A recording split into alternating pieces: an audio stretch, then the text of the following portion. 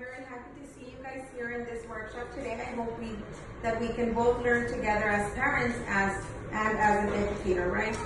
So today we're going to go ahead and discuss interactive family time. But first of all, I do want to ask you several questions. How many of you have seen a child not feeling loved or not feeling that he or she belongs to the family? Or how many of you have seen a child struggling academically or being violent towards the parents, towards the brothers and the sisters? I'm pretty sure many of you have seen this happening in our country. And today we're going to go ahead and talk about some of the things we can do to prevent this.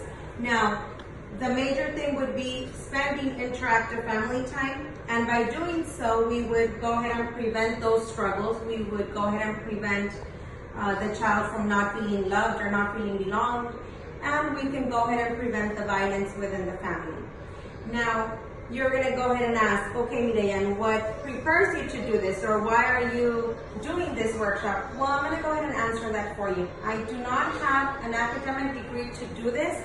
I have not graduated from college to do a parent course, but I do have some hands-on experience that I believe, in my opinion, make me a better candidate than those who have a degree but do not have children. I am a mother of 4, and I have done this before. I have done ministries, I have done parent-related courses, which has given me the experience to go ahead and pass this on to you. Whether you're a parent or you're not a parent right now, this is something that's going to help you succeed as a parent or as an educator. Well, first of all, let's go ahead and talk about the first major thing that's going on, and that would be struggling. Kids are struggling academically a lot in this country, and there is one major reason for that. It probably is because the parent doesn't have enough communication with the child.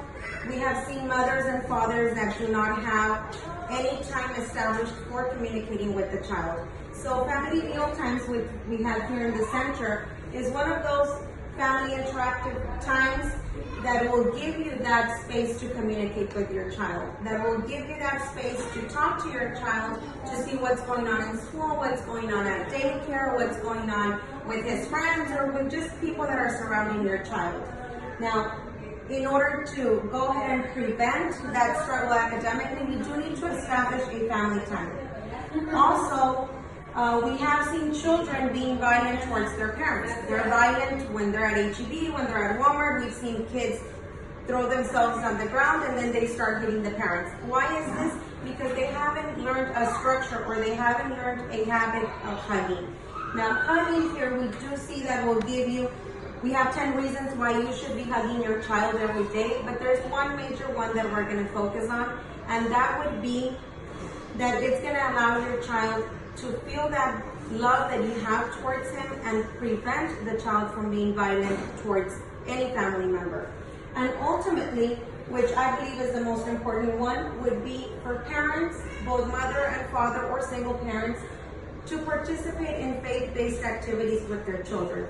We have seen a lot of trending where the parents will drop off the kids at church or at the programs that they're doing, but that's not the point. The point is for parents to establish a time where they're all going to go together as a family to a church service or whatever program it is.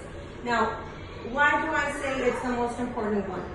If we go ahead and have families participating in faith-based activities, we are establishing the best environment for the child. We're going to go ahead and learn the habit of hugging, and we're going to go ahead and learn the establishment of family meal times if we do the faith-based programs together. It's something that will automatically come as an add-on for your family. And let me tell you that although these things may seem very basic, or you're going to say, Mireya, they're too basic, it's just like common sense for us, it is very important for you to know that hugging, of course, will prevent your child from being violent.